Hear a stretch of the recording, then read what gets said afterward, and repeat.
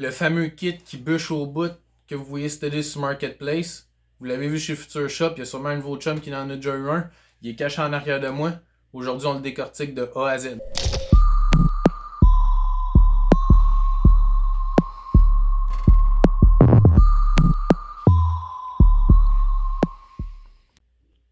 La première partie du vidéo va être consacrée à l'ampli. On va faire un dyno. Par la suite, on va sortir les subs de là, on va prendre les paramètres, on va trouver leur TS parameters, puis on va voir si la boîte est vraiment optimisée. Donc l'ampli Terminator MTX TNA 251 monobloc 250 watts RMS 2 ohms. D'un côté, on a notre high input level, on a un line out RCA, notre line in, notre gain, nos fils crossover high, low, full. Ce que je trouve étrange, c'est que notre low pass fait 40 à 400 Hz, puis le high pass, même chose. Ça donne l'impression que c'est une ampli qui est full range. Après ça, on a notre connexion pour un bass knob. De l'autre côté, ground remote 12 volts 4 gauge, 2 fuse 30 ampères, single output 8 gauge. Pour ce qui est en dessous, il va falloir que j'enlève une plate de côté pour qu'on puisse voir l'interne. J'ai déjà enlevé les 6 vis. Si on fait un survol de l'ampli de droite à gauche, on a nos condensateurs de filtre à l'entrée. J'aime bien qu'il ait mis une bobine pour limiter le bruit électrique. Après ça, on a ici ce qui drive le power supply.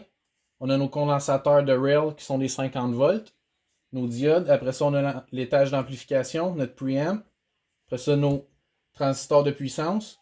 Puis ici, on a toute la partie filtre et input. Je suis en train de faire un test pour trouver le idle current de l'ampli. Puis, ce que je trouve intéressant, hein? Les LED clignotent dedans, même si l'ampli n'est pas allumé, il n'y a rien dans le remote. Puis là, je vais vous montrer. On va l'allumer. Ça flash. Tout est normal. C'est allumé. Puis on a un idle current qui est normal.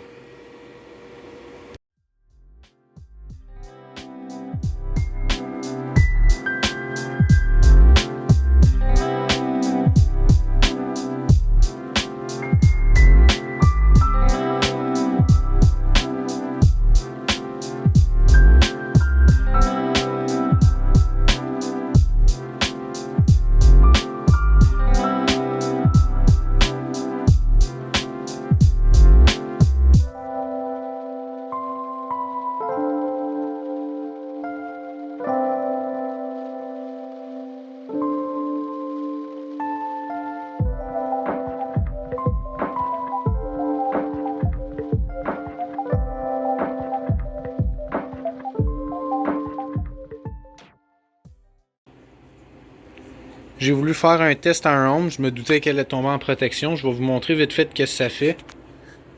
Quand ça arrive autour de 122 watts, l'ampli elle se met en protect, puis elle flash, puis elle coupe.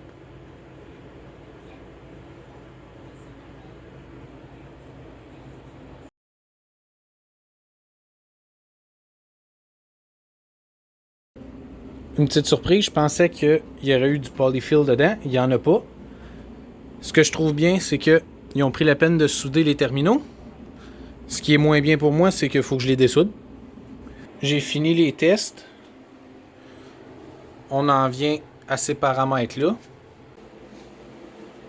Les paramètres sont rentrés dans WinISD. Vous les avez ici. On a 3 courbes. On a la courbe rouge qui est la boîte MTX d'origine, qu'après le displacement des subs, c'est calculé à 1.8 cubic feet. Après ça, on a la ligne jaune qui est la ligne pour la courbe, pour une courbe flat selon WinISD qui tombe à 3.2 cubic feet net. La différence entre celle de MTX et celle de WinISD, c'est une différence de 1 dB à 20 Hz qui est complètement négligeable. Fait que MTX, ils ont vraiment bien fait de la prendre de cette grosseur-là. Ce qui est intéressant, c'est si on prend ces subs-là et qu'on les met dans une boîte portée, toutes les courbes sont calculées avec 140 watts, vu que c'est ce qu'on a clampé tantôt. Si on regarde ici, en configuration Boombox de WinISD, on a 32.8 Hz 2 cubic feet, avec un vent de 12 pouces de haut par 1,85 pouces de large, 24,39 pouces de long. On se retrouve avec un output de 6 dB de plus à 30 Hz, même chose à 40, puis à 50, on est quasi à 4. Fait que quelqu'un qui veut sortir le maximum de ces subs-là, s'il veut se faire une boîte portée avec ces dimensions-là, il va se retrouver complètement avec une nouvelle bike, puis je suis sûr qu'il va pouvoir apprécier. Si on va dans le bas à 20 Hz, ben on en est quasiment à la même place. C'est sûr que ça va diminuer si on regarde l'excursion. Dans la boîte scellée, on se retrouve avec MTX à 5 mm, qui est probablement autour du maximum, le X-Max de ces subs-là. Fait que la courbe orange, au tuning du port, c'est sûr qu'on a notre plus bas. Puis, normalement, ici, ça devrait redescendre autour de 20.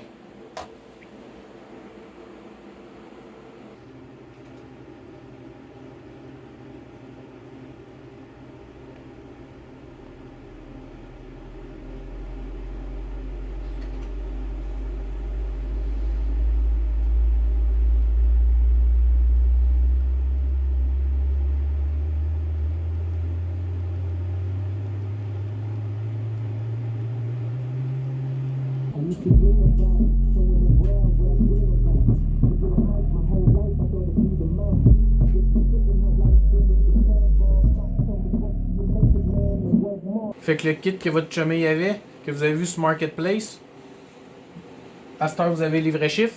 L'ampli à quelques watts près, à sort qu'est-ce qui est exposé. Les subs, vous avez les paramètres pour vous faire une boîte si vous voulez vous-même. Je vous ai déjà sorti les chiffres. Ça se gagne à connaître ces subs-là dans une boîte portée pour sûr. J'espère que vous avez aimé. Si vous avez des suggestions, faites-moi les savoir en bas. Donnez un beau thumbs up si vous avez aimé. On se voit à la prochaine.